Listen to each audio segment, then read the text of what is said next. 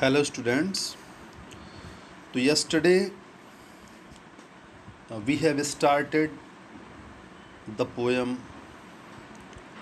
Immortality and Ode, and we have read the first paragraph of this poem, in which William Wordsworth tried to say that the kind of glory, the kind of light what he was watching earlier in his childhood in the nature, so that is no more now. Student, जैसा कि हम लोगों ने immortality and ऊड जो start किया था, उसके पहले पैराग्राफ में हम लोगों ने पढ़ा था कि प्रकृति के सारे दृश्य वर्ड्सवर्थ कहता है कि आज भी वैसे हैं जैसे कल थे,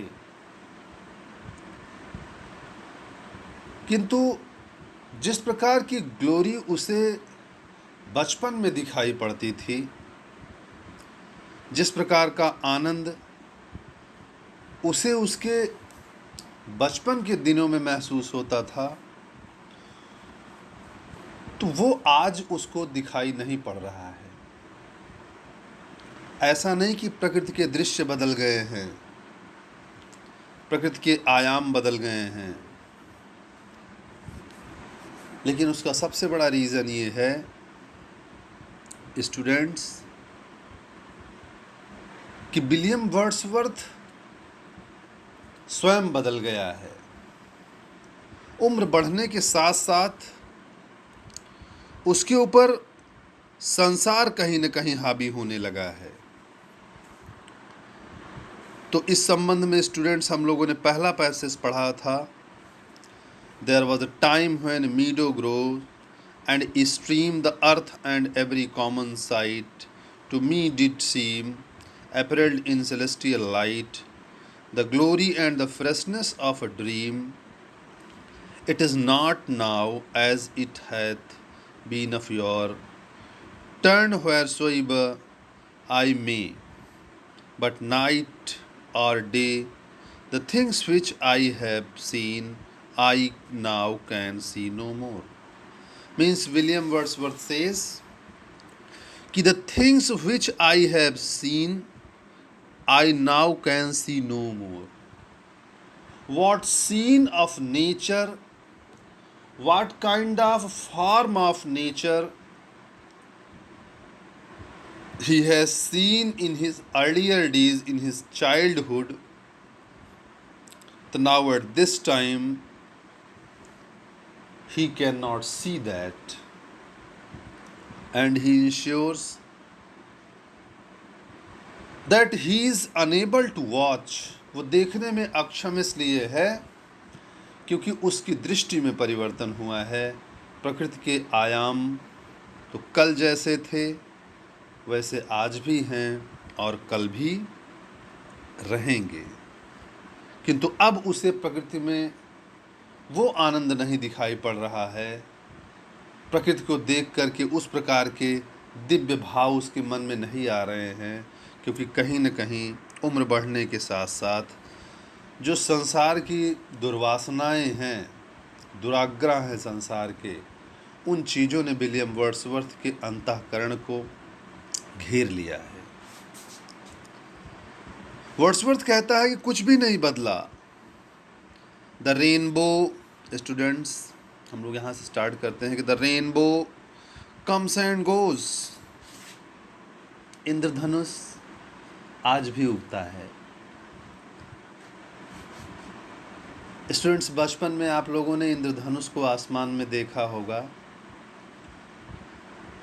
जैसे ही आसमान में इंद्रधनुष उगता था तो हम लोग जब बच्चे थे तो उसको देख करके खुश हो जाते थे और उछलते उछलते अपने साथ के दूसरे बच्चों को भी दिखाने लगते थे कि देखिए ये आसमान में इंद्रधनुष निकला हुआ है, रंग बिरंगा 7 रंगों से सजा हुआ।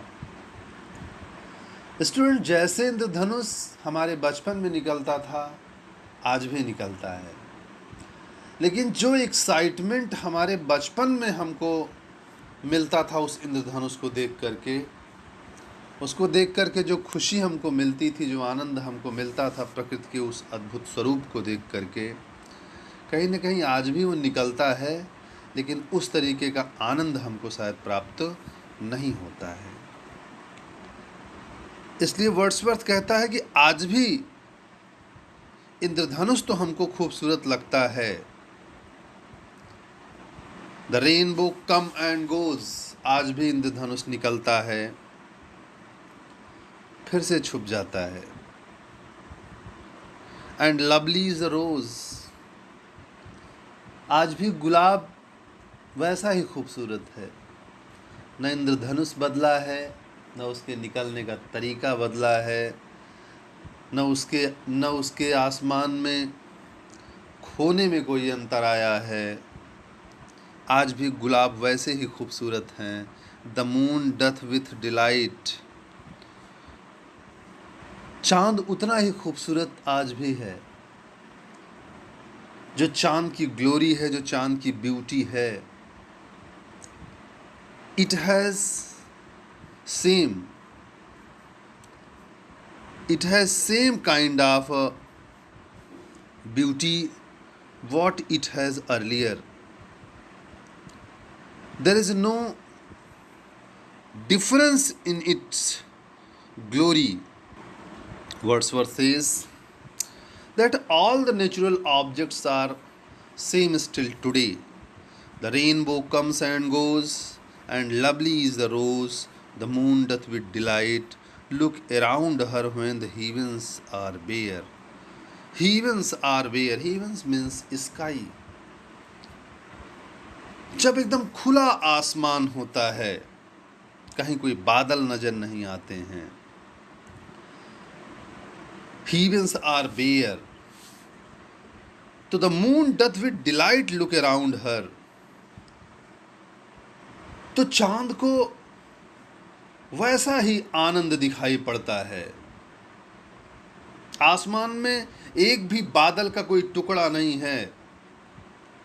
विलियम वर्ड्सवर्थ इज टेलिंग कि he is just enjoying the rays of moon. उसे एकदम निशांत आकाश में आज भी वैसा ही चांद दिखाई पड़ रहा है। Waters on a starry night, और सितारों से जगमगाती हुई रात में वाटर्स मीन्स लहरें, waters on a starry night are beautiful and fair. इन तारों से जगमगाती हुई रात में जो जल की धाराएं हैं, जल की लहरें हैं, आज भी उतनी ही खूबसूरत हैं, उतनी ही स्वच्छ दिखाई पड़ती हैं।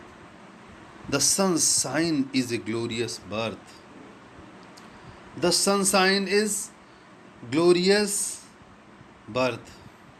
जो सूर्योदय होता है, ये जब निकलता है तो ये जीवन का प्रतीक होता है। स्टूडेंट्स, आज भी वो इतना ही खूबसूरत है। Sunshine is a glorious birth. जब सुबह दिन की शुरुआत होती है, जब सूर्य निकलता है, तो ये जन्म का प्रतीक है, और सारा दिन सूर्य चढ़ता है, ये व्यक्ति के बढ़ते हुए जीवन का प्रतीक है, और शाम को सूर्य ढल जाता है, ये व्यक्ति की उम्र के ढल जाने का प्रतीक है। वर्ड्सवर्थ कहता है कि the shining of the sun shine is a glorious birth. अद्भुत आनंद दिखाई पड़ता है, अद्भुत खूबसूरती दिखाई पड़ती है प्रकृति के इन दृश्यों में। सूरज, धरती, चांद, सितारे, पेड़ पौधे, इंद्रधनुष, लहरें, गुलाब, सब कुछ वैसा है। But Wordsworth says but yet I know, लेकिन फिर भी मुझे न जाने क्यों लगता है कि वेरीवेयर आई गो, मैं जिधर भी जाता हूँ, that there hath passed away glory from the earth. मैं जिधर भी जाता हूँ, मुझे लगता है धरती की वो खूबसूरती चली गई है। The glory what the earth has earlier, but yet I know wherever I go, जिधर भी जाता हूं कहीं वो आनंद नहीं मिलता है। प्रकृति वैसी है, झील वैसी है, झरने वैसे हैं, इंद्रधनुष आज भी खूबसूरत लगता है, गुलाब वैसे आज भी खिलता है, आसमान में चांद वैसे ही खिलता है, सूरज आज भी सुबह सुबह ज़िंदगी का पैगाम लेके पूर्व दिशा में उग जाता है। बट वर्ड्सवर्थ सेज कि वेरीवर आई गो, मैं जिधर भी जाता हूँ, जिधर भी जाता हूँ, that there hath passed away, ऐसा लगता है जैसे सब बीत चुका है, पास्ट अवे, गुजर चुका है, ए ग्लोरी फ्रॉम द अर्थ, इस धरती की जो रौनक थी, द ग्लोरी, इस धरती की जो रौनक थी वो चली गई है। ये धरती जैसी पहले थी वैसी रही नहीं, जो चमक थी इसमें शायद अब वो बरकरार नहीं है। अब इस चीज को William Wordsworth tries to make you understand कि when the things are same, तो why the beauty is not there. Actually beauty lies in the eyes of observer. Students, Wordsworth समझाता है आपको कि सौंदर्य व्यक्ति की दृष्टि में होता है, सौंदर्य वस्तु में नहीं होता है, सौंदर्य व्यक्ति में होता है, व्यक्ति के देखने के दृष्टिकोण में होता है। चूंकि उम्र बढ़ने के साथ, with the passage of time, the eyes of William Wordsworth, the way of observation has been changed, the vision of life has been changed. William Wordsworth has tangled himself in the materialistic world. William Wordsworth ने इस भौतिक संसार के कांटों में स्वयं को उलझा लिया है, इसलिए उसकी दृष्टि में परिवर्तन हो गया है, उसकी दृष्टि में वो सौंदर्य नहीं बचा है, इसलिए कहीं न कहीं धरती से वो आनंद अब चला गया है, उसे उस प्रकार का आनंद प्राप्त नहीं होता है। Now while the bird does sing a joyous song, अब जबकि चिड़िया वैसे ही खूबसूरत गीत गाती हैं, same means the bird has the same song as it used to sing in his childhood. जैसे उसके बचपन में चिड़िया गाती थी, आज भी ये चिड़िया वैसे ही गीत गा रही हैं।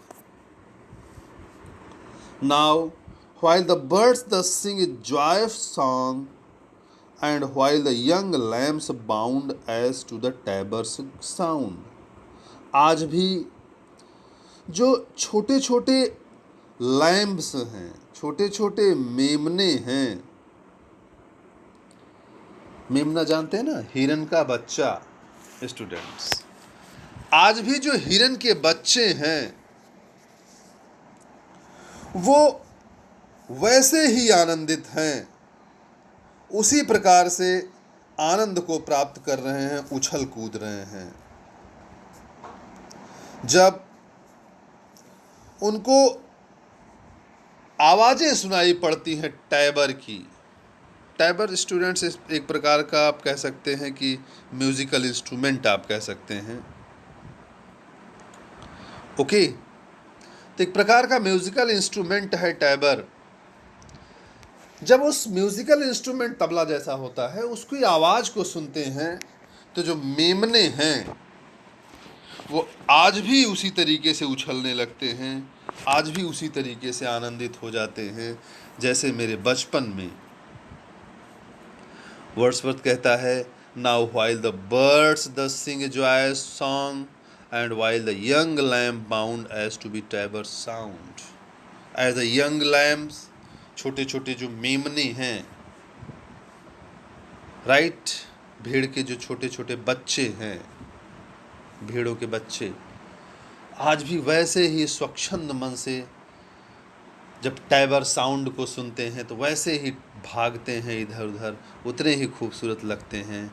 लेकिन to me alone there came a thought of grief, लेकिन न जाने कहाँ से मेरे ही मन को दुखों ने घेर लिया है। जब चारों ओर आनंद ही आनंद बिखरा हुआ है, चिड़िया खुश हैं, मेमने खुश हैं, धरती खुश है, आसमान खुश है, प्रकृति के सारे उपादान आनंद में डूबे हुए हैं, तो पता नहीं कहाँ से to me alone there came a thought of grief, मैं अकेला न जाने क्यों इतना दुखी हूं। What is the reason of my sadness, right, मैं बहुत दुखी हूं इस संसार में, सारी दुनिया खुश है लेकिन मैं दुखी हूं, मेरे अंदर पीड़ा है। लेकिन a timely utterance gave the thought relief, but timely utterance, utterance means utter means से, अभी अभी मैंने कहा है, अभी अभी मैंने व्यक्त किया है अपने दुखों को अपनी कविता के माध्यम से, राइट। इसलिए मेरे विचारों को थोड़ी सी राहत मिल गई है। स्टूडेंट्स, जब आप दुखी होते हैं, आप कष्ट में होते हैं, तो अगर अपनी बात को किसी से शेयर कर लेते हैं, किसी से कह देते हैं, तो आपका दिल थोड़ा सा हल्का हो जाता है, राइट। तो जैसा कि आप जानते हैं कि जो कवि होता है वो छोटी छोटी बातों पर ज़्यादा दुखी होता है, छोटी छोटी बातें उसके हृदय को ज़्यादा झकझोर देती हैं, तो वो किसी और से अपनी बात कहने से अच्छा वो अपने विचारों को अपनी कविताओं के माध्यम से व्यक्त कर देता है और उसके हृदय को थोड़ी सी राहत मिल जाती है, थोड़ा सा सुकून मिल जाता है, राइट। उसी चीज को विलियम वर्ड्सवर्थ कहता है कि when all the natural objects has same glory but he is alone there who is in grief, प्रकृति के इन सारे खूबसूरत दृश्यों के बीच भी आज वो इनका आनंद नहीं ले पा रहा है, उसका अंतःकरण आज दुखी है, लेकिन उसे थोड़ी सी राहत उन दुखों से तब मिल जाती है जब वह अपने इन विचारों को व्यक्त कर पाता है। A timely utterance gave that thought relief, उसने अपने दुखों को अपनी काव्य के माध्यम से, अपनी रचना के माध्यम से अभी अभी व्यक्त किया है, इसलिए थोड़ी सी उसे राहत महसूस हो रही है। He is feeling a bit relax, he has some kind of relief now when he has just expressed his sadness and thought of grief, thought of sadness in his poems, जबकि उसने अपने दुखों को थोड़ा सा व्यक्त किया है, अपनी पीड़ाओं को उसने थोड़ा सा व्यक्त किया है अपनी कविता के माध्यम से, और जब थोड़ा सा वो राहत महसूस कर रहा है, वर्ड्सवर्थ कहता है कि and I again am strong, और फिर से मैं अपने आप को थोड़ा सा बलिष्ठ महसूस कर रहा हूँ, थोड़ी सी मुझे मेरे अंदर ताकत आ गई है, मेरे अंदर पावर आ गई है। The power again I am just feeling the kind of numbness I had earlier, तो I have just given it away, मेरे अंदर जो एक तरह से नंबनेस आ गई थी, जो एक तरह से सुन्न हो चुका था पूरा उसका मन दुखों से, अब उसने अपने विचारों को कविता के माध्यम से व्यक्त कर दिया है। इसलिए कहता है कि and I again am strong, he is telling that he is strong now. वो थोड़ा सा अपने आप को पावरफुल अब महसूस करने लगा है स्टूडेंट्स। एंड फिर आगे कहता है the cataracts blow their trumpets from steep. Okay students, he is telling that cataracts, okay students, क्या कह रहा है? Cataracts. Students, cataracts means generally you watch cataracts, जो वाटरफॉल होते हैं, वाटरफॉल मीन्स जो झरना होता है उसको कैटरैक्ट्स कहते हैं। ही इज टेलिंग कि the cataracts blow their trumpets, their what? Trumpets from the steep. Student, trumpets from the steep means जैसे झरने जब पहाड़ियों से नीचे की ओर गिरते हैं तो स्टूडेंट्स एक ध्वनि करते हैं। ट्रम्पेट मीन्स एक वाद्य यंत्र है जिसको तुरही आप कहते हैं। तो कहता है cataracts blow their trumpets from the steep, कहता है पहाड़ियों से घिरते हुए झरने आज भी अपना मधुर संगीत प्रदान कर रहे हैं।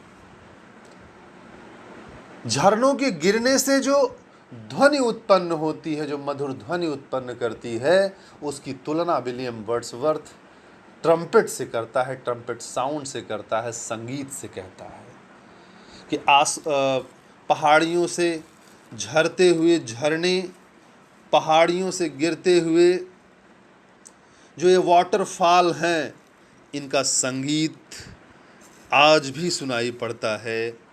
और no more shall grief of mine the season wrong, और मेरे अंदर जो आनंद है वो कहीं न कहीं पुनः जागृत हो जाता है। मेरे अंदर फिर से वो पुराना आनंद इनको देख करके महसूस होने लगता है। Yes, no more shall grief of mind the season strong. मुझे वो जो दुखों की आवाज़ें हैं, जो पीड़ाएं हैं, मैं उनसे कहीं न कहीं थोड़ा सा मुक्त अपने आप को महसूस करता हूँ। वर्ड्सवर्थ सेज कि जो पूर्व का आनंद है, उसी आनंद को पुनः वो तब प्राप्त कर पाता है जब कहीं न कहीं अपने दुख भरे विचारों को वो अपनी कविता के माध्यम से व्यक्त कर देता है। इसलिए he is telling that I hear the echoes through the mountains throng. मैं पर्वतों से टकरा के उठती हुई ध्वनियों को महसूस करता हूँ, उनकी आवाज़ों को महसूस करता हूँ। ईचोज मीन्स जो प्रतिध्वनि होती है स्टूडेंट्स, जैसे आप बहुत तेज कहीं बोलते हैं तो ऐसा लगता है आप ही की आवाज़ पुनः टकरा के लौट रही है, तो उसी कहते हैं आई हियर द ईचोज। मुझे आज भी वो प्रतिध्वनियाँ सुनाई पड़ रही हैं थ्रू द माउंटेन्स थ्रॉन्ग, पर्वतों से टकरा के आती हुई वो आवाज़ें सुनाई पड़ती हैं। The winds come to me from the fields to sleep, और आज भी मुझे वो हवाएं महसूस हो रही हैं। खूबसूरत हरियाली से भरे हुए खेतों की तरफ से आने वाली जो सुंदर, मन को आनंदित कर देने वाली जो विंड्स हैं, वो विंड्स आज भी मेरे पास तक आ रही हैं, मेरे अंतःकरण को आनंदित कर रही हैं, मुदित कर देती हैं। The winds came to me from the fields to sleep. जिन हवाओं में ऐसा लगता है जैसे आनंद से पलकें बंद हो जाएंगी और मैं नींद में डूब जाऊंगा, वो शरीर को और अंतःकरण को शांत कर देने वाली, आनंदित कर देने वाली, आज भी वो हवाएं यूं ही बह रही हैं। The wind come to me from the field of sleep and all the earth is gay, और सारी की सारी धरती आनंद से भरी हुई है। लैंड एंड सी, ये धरती, ये सागर, give themselves up to jollity, ये सब अपने आप में तमाम प्रकार के आनंदों से भरे हुए हैं, प्रसन्नताओं से भरी हुई हैं। जॉलिटी मीन्स हैप्पीनेस। स्टूडेंट्स, आपको बताता हूँ कि विलियम वर्ड्सवर्थ जो आनंद अपने बचपन में महसूस करता था, वो आनंद उसका शेष नहीं रहा, जबकि सारी की सारी धरती उतनी ही खूबसूरत आज भी है। लेकिन जब उसने अपने इन दुखों को अपनी कविता के माध्यम से व्यक्त कर लिया, तो कहीं न कहीं पुनः उसे उस आनंद की प्राप्ति होने लगी और सारी की सारी धरती उसे आनंदित नजर आने लगी। And all the earth is gay, land and sea, ये सारी धरती खूबसूरत है। Land and sea, sea means सागर, ये धरती, ये आकाश, ये सागर, give themselves up to jollity, ये सब ने अपने आप को आनंद से परिपूर्ण कर लिया है। सब ने अपने आप को आनंद के प्रकाश में डुबो दिया है। And with hearts of May doth every beast keep holiday. और स्टूडेंट्स, जितने भी जीव हैं, जितने भी जीव जंतु हैं, सब के सब आनंद में डूब गए हैं। ऐसा लग रहा है जैसे प्रसन्नताओं की छुट्टी उनको मिल गई है। दाउ चाइल्ड ऑफ जॉय, जैसे कोई बच्चा होता है, 6 दिन तो परेशान रहता है सोमवार से लेके शनिवार तक, लेकिन जो आनंद उसे रविवार को प्राप्त होता है, जब छुट्टी का दिन होता है, सुबह सुबह तैयार होकर स्कूल नहीं जाना रहता है, तो the kind of pleaser William Wordsworth is telling, and with heart of May, heart of में स्टूडेंट्स, मई के महीने में वहाँ आप कह सकते हैं बसंत का ऋतु रहती है और बसंत बड़ा ही खूबसूरत होता है। तो कहता है एकदम दिल में बसंत का अनुराग लिए, बसंत की उमंग लिए, पूरी तरीके से जैसे बच्चा किसी हॉलीडे में अपना फुल फन एंजॉय करता है। तो कहता है मेरे अंदर का जो बच्चा है वो फिर से बाहर निकल आता है। साउट्स अराउंड मी, ऐसा लगता है जैसे मेरे अंदर का जो बच्चा है वो बाहर निकल करके बसंत ऋतु के छुट्टियों के दिनों में ऐसा लग रहा है जैसे मेरे चारों ओर निकल करके वो घूम रहा है, टहल रहा है, उछल रहा है, कूद रहा है। Shout around me, let me hear thy shouts. Wordsworth कहता है मुझे उसको सुनने दो, मुझे उस चिल्लाते हुए, आनंद में डूबे हुए बचपन के स्मृतियों को सुनने दो, मुझे उस बच्चे को सुनने दो।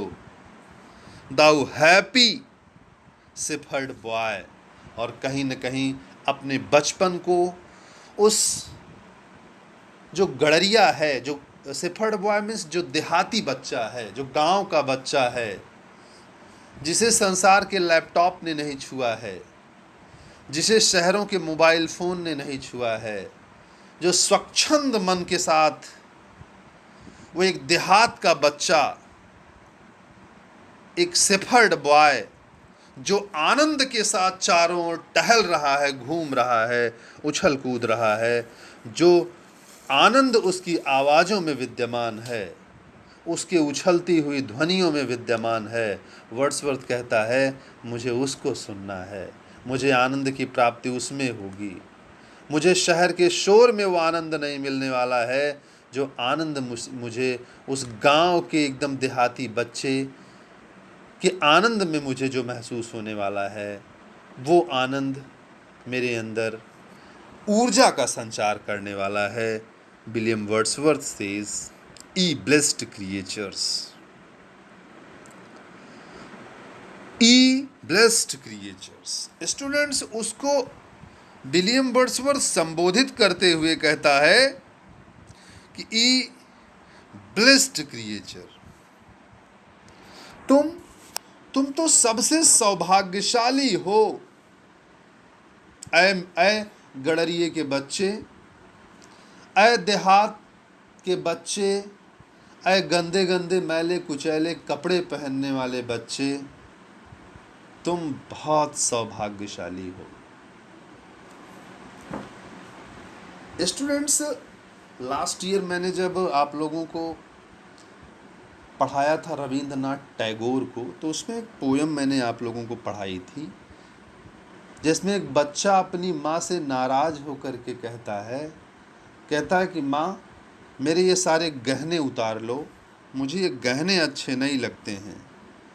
यदि सिर्फ इन्हीं गहनों के कारण तुम मुझे मिट्टी में खेलने नहीं देती, इन खूबसूरत कपड़ों के कारण ही तुम मेरी स्वतंत्रता को छीन लेती हो, तो माँ एक काम करो, मेरे इन गहनों को तुम उतार लो, मुझे ये गहने नहीं चाहिए, ये कपड़े नहीं चाहिए, क्योंकि तुम कहती हो मिट्टी में मत खेलना, नहीं तो गंदे हो जाएंगे। कहीं न कहीं इन कपड़ों ने, इन खूबसूरत गहनों ने मेरी स्वतंत्रता को छीन लिया है, मेरे अंदर आनंद को छीन लिया है। इसलिए स्टूडेंट्स, हमारे गांव में जो स्वच्छंदता बच्चों के अंदर होती है, न मिट्टी का लफड़ा रहता है कि कपड़े गंदे हो जाएंगे,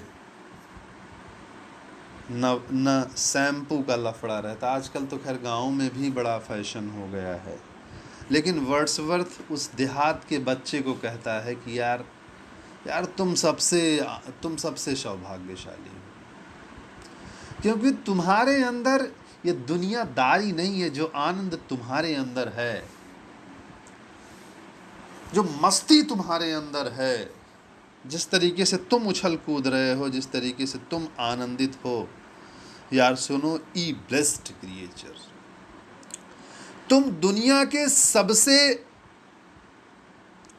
सौभाग्यशाली जीव हो। ऐ गडरिये के बच्चे, और साथ ही जो मेमना उछल रहा है, कूद रहा है, कि उसको भी क्रिएचर्स, डबल क्रिएचर्स लिखा है बहुवचन में स्टूडेंट्स। कहता है कि ऐ मेमने, ऐ गडरिये के बच्चे, तुम दुनिया में जो तमाम प्रकार के उद्योगपति हैं, बड़े बड़े लोग हैं, बड़ी बड़ी मिल और फैक्ट्रियों वाले लोग हैं, यार वो लोग उतने सौभाग्यशाली नहीं हैं जितने सौभाग्यशाली तुम हो। How fortunate you are, the man of prosperity can not imagine of that happiness. जो तमाम प्रकार के संसार की समृद्धि पाने वाले लोग हैं, वो उस आनंद की कल्पना भी नहीं कर सकते हैं जो आनंद तुम्हारे अंदर है। स्टूडेंट्स, जो मस्ती, कभी कभी अगर आप लोग देखे हों, महसूस किए हों, हम लोग तो सुबह सुबह जब वॉक करने के लिए सुबह जाते हैं, या कई बार वैसे भी सड़क पे जब जाते हैं, तो देखते हैं कि तमाम जो मज़दूर हैं, जो गाँव में रहते हैं या गांव से शहरों में काम करने के लिए चले जाते हैं, जब साइकिल से लौट रहे होते हैं तो अकेले में ही मस्त बढ़िया साइकिल पे गाना गाते हुए जाते रहते हैं। एक से एक गाना, बढ़िया बिरहा या इस तरीके के लोकगीतों को गाते हुए बढ़िया मस्त चले जाते रहते हैं। दिन भर बढ़िया मेहनत की और शाम को बढ़िया मुंह हाथ धो के गाना गाते हुए घर जा रहे हैं और ठाठ से खा के आराम से सो जाएंगे।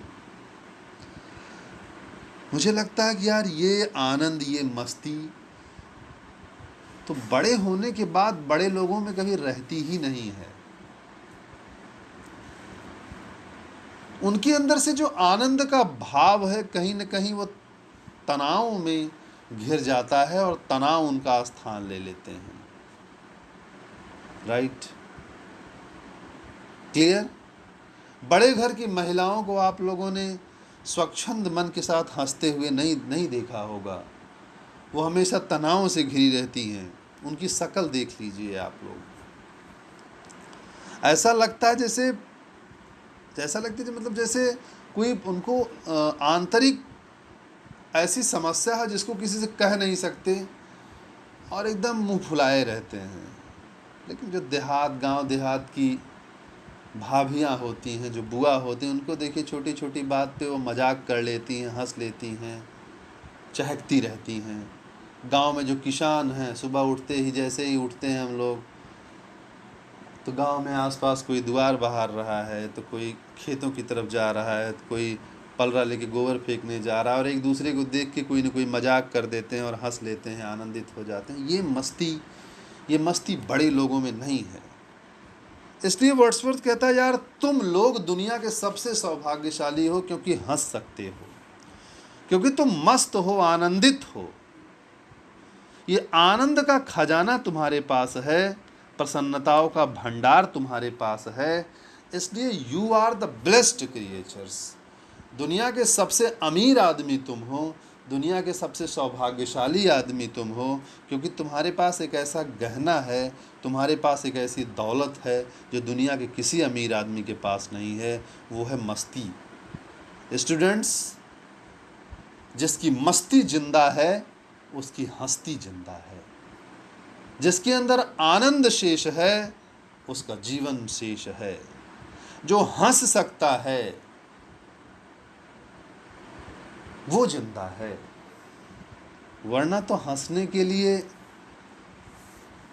स्टूडेंट्स हम लोगों को टीवी के शोज देखने पड़ते हैं, कॉमेडी नाइट्स विद कपिल देखना पड़ता है, जिसमें केवल और केवल तमाम प्रकार के अश्लील दृश्य और अश्लील बातें केवल सुनने के लिए मिलती हैं, और उनको सुन करके हम आनंदित होते हैं, उनको सुन करके हम बनावटी हंसी हंस लेते हैं।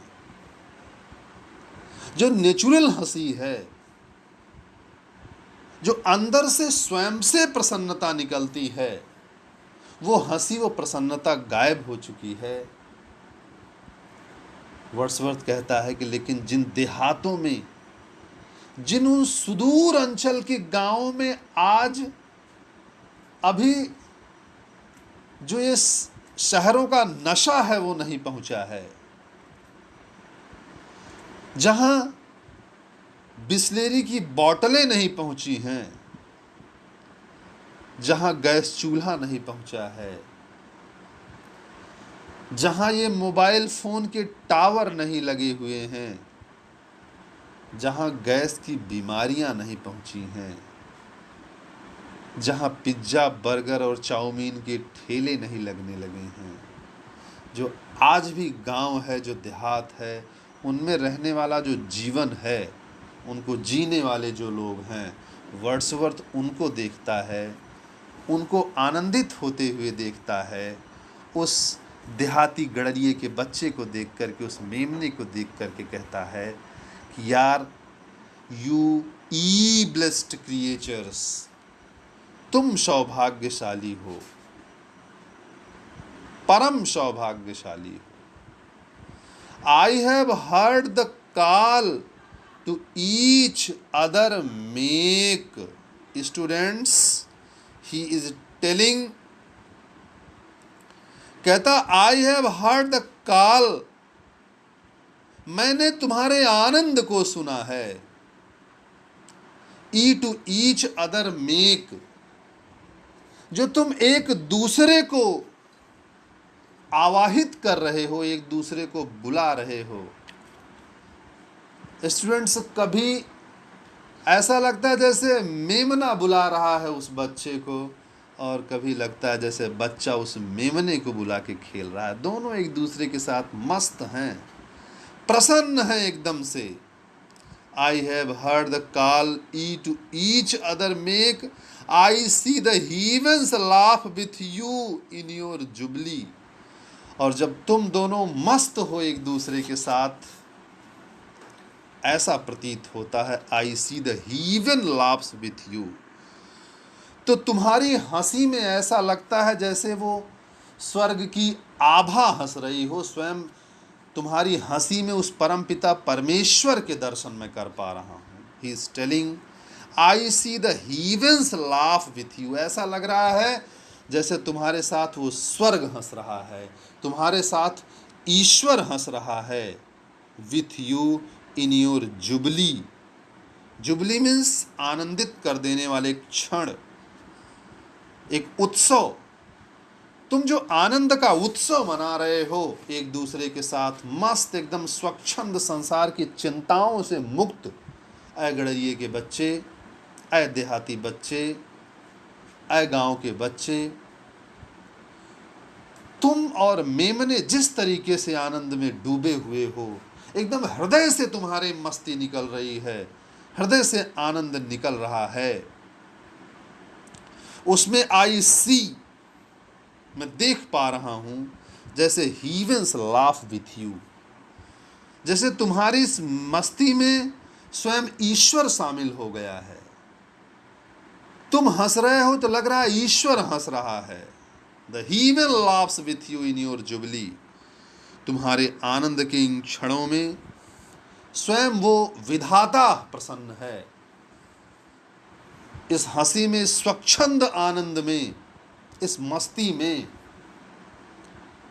मुझे उस ईश्वर के दर्शन हो रहे हैं। तुम्हारी हंसी में ऐसा लग रहा है जैसे विधाता स्वयं धरती पे उतर आया हो और हंस रहा हो और आनंद ले रहा हो।